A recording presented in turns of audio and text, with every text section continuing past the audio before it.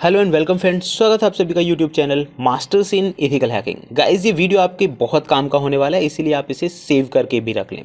कई बार हमारे साथ ऐसा होता है कि हमने विंडोज़ में कोई भी पासवर्ड वगैरह अप्लाई कर दिया है और उसके बाद हम उसे भूल गए हैं, और ये हमारे लिए एक बहुत बड़ी समस्या पैदा कर सकता है। इस कंडीशन में अब हमारा अगर इम्पोर्टेंट डेटा उसके अंदर रह जाता है तो ये किस तरह से निकलेगा, ये अपने आप में एक चैलेंज होता है। और अब उसका सॉल्यूशन क्या है कि हमारा डेटा भी ख़राब ना हो और हम अपना काम भी कर पाएँ। तो आज दो ऐसे मेथड मैं आपको बताऊंगा जिससे आपका जो डेटा है पूरी तरह सुरक्षित रहेगा और आप अपना जो भी काम करना चाहते हैं वो कर भी पाएंगे।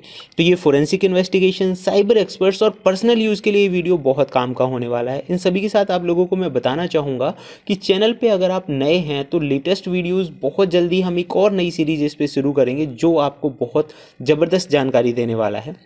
तो उसके लिए भी आप इस चैनल पे लगातार बने रहिए। हमारे जो वीडियोस हैं काफ़ी इंफॉर्मेटिव होते हैं। चाहे आप स्टूडेंट हैं, लॉ इन्फोर्समेंट में काम करते हैं, तो इसमें हर तरह की चीज़ें जो हैं टाइम टू टाइम हम आप लोगों को प्रोवाइड करते रहते हैं।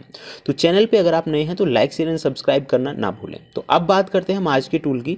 तो सबसे पहले आपके पास तीन चीज़ें होनी चाहिए। एक तो पेन ड्राइव होनी चाहिए जिसमें जो विंडोज़ है, आपकी विंडोज़ 11 है या 10 है, उसकी ISO इमेज आपके पास होनी चाहिए।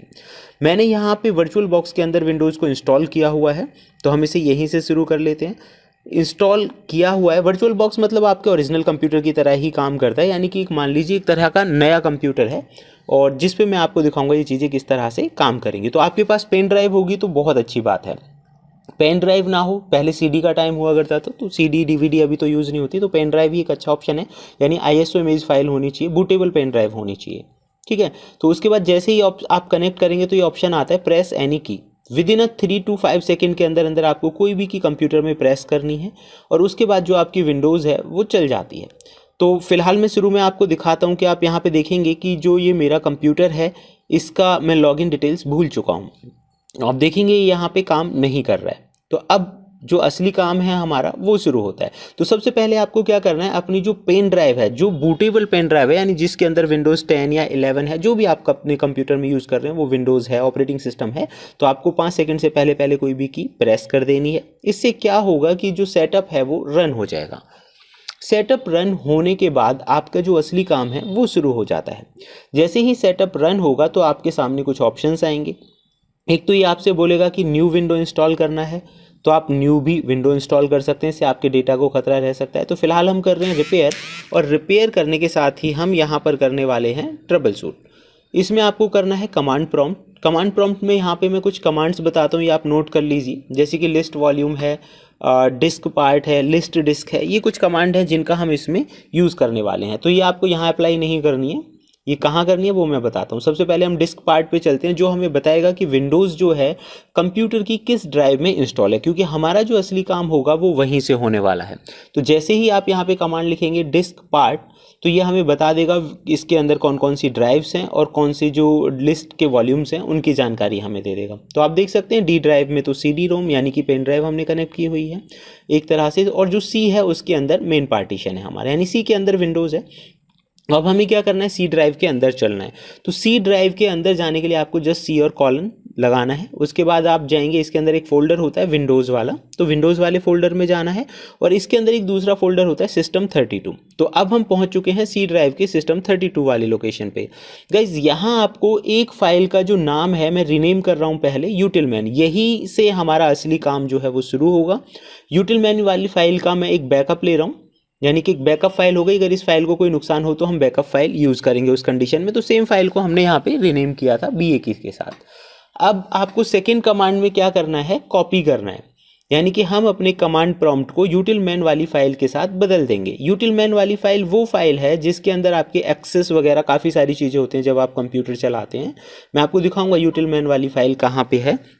तो अब आप देखेंगे यूटिलमैन वाली फाइल को हमने रिप्लेस कर दिया है कमांड के साथ। एग्जिट करके रीस्टार्ट कर लेते हैं, और अब हम यहाँ पे देखते हैं क्या अब कुछ हुआ। तो गाइज, अभी भी आप देखेंगे कि ये काम नहीं कर रहा है, क्योंकि ये काम करेगा यहाँ से। ये देखिए ईज ऑफ एक्सेस पे जब आप क्लिक करेंगे तो सीधा कमांड प्रॉम्प्ट ओपन हो गया। तो यूटिलमैन वाली फाइल की वजह से ये पॉसिबल हो पाया है। तो यहाँ पे कई चीज़ें होती हैं, जैसे कि आप यहाँ पे देखेंगे एक्सप्लोरर, तो एक्सप्लोरर भी दिख जाता है आपको।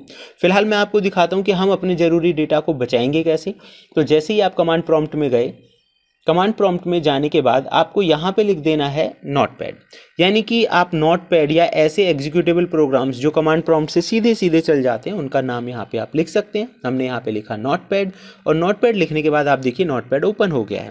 अगर आपने पेन ड्राइव कनेक्ट की हुई है या कोई भी डिवाइस अपने कनेक्ट की हुई है तो उसकी जानकारी आप ले सकते हैं। फाइल एंड फोल्डर्स, आपके कंप्यूटर्स के जो भी ज़रूरी डेटा है वो सारा डेटा आप अपनी पेन ड्राइव में रख सकते हो और अपने डेटा को सुरक्षित कर सकते हैं। तो एक तो ये तरीका हो गया जो आपको काफ़ी हेल्प करने वाला है। अगर आपका डेटा मतलब मान लीजिए इंपॉर्टेंट चीज़ें हैं और आप ऐसी कंडीशन या ऐसी सिचुएशन आपके साथ बनती है तो उस कंडीशन में आप अपने डेटा को बचा सकते हैं। अब सेकंड चॉइस आती है कि हम तो सीधा सीधा चलाना ही चाहते हैं, वी वांट टू रन, या फिर साइबर एक्सपर्ट्स के हिसाब से अगर मैं कहूँ कि भाई किसी क्रिमिनल का ये पीसी है और उस कंडीशन में हम इससे जो डेटा है वो किस तरह से निकालेंगे, तो ये हमारे लिए एक चैलेंज हो सकता है। तो complete video is for educational purpose. तो आपको मैं तो वही कह रहा हूँ कि मिसयूज़ तो करना ही नहीं है, हालांकि इसका मिसयूज़ नहीं, फ़ायदे ही फ़ायदे हैं। तो सबसे पहले आप क्या करेंगे, मैं आपको दिखा देता हूँ। यहाँ पे आपको एक कमांड देनी है that is called net user. तो जितने भी यूज़र हमने बना रखे हैं कंप्यूटर में उनकी जानकारी हमें यहाँ पे मिल जाएगी, यानी कंप्यूटर के अंदर जो जो आपने बना रखे हैं, जैसे कि एडमिनिस्ट्रेटर हो गया, गेस्ट हो गया, यूज़र नेम हो गया, XYZ कुछ भी, तो आपको जस्ट यूज़र नेम लिखना है और उसके बाद जो भी आपकी इस्तेमाल करना चाहते हैं, जैसे कि हमने 1 2 3 यूज़ किया है, आप कोई भी XYZ यहाँ पे यूज कर सकते हैं और एंटर कर दीजिए। अगर ये कमांड सक्सेसफुली लॉन्च होती है तो आप देखेंगे आपने जो की है 1 2 3 यूज़ की है, तो 1 2 3 से ही ये जो चीज़ें हैं वो ओपन हो जाएंगी। तो ये बहुत आसान सा था। ये सारी कमांड्स की मदद से आप देखो बाहर से कोई सॉफ्टवेयर भी नहीं खरीदना पड़ा, आपका डेटा भी सिक्योर हो गया, और इन्वेस्टिगेशन या फोरेंसिक पर्पज़ के लिए आप यूज़ कर रहे हैं तो उस कंडीशन में भी आपके काम आ सकती हैं चीज़ें। तो काफ़ी हेल्पफुल वीडियो था। तो गाइज ये था हमारा आज का वीडियो। आप देखेंगे ये लॉगिन हो चुका है। अगर आप चाहते हैं ऐसी बेहतरीन और ज़बरदस्त जानकारी आप लोगों को लगातार मिलती रहे तो उसके लिए देखते रहिए YouTube channel masters in ethical hacking. Channel पे नए हैं तो लाइक शेयर एंड सब्सक्राइब करना ना भूलें। Thank you friends, good bye.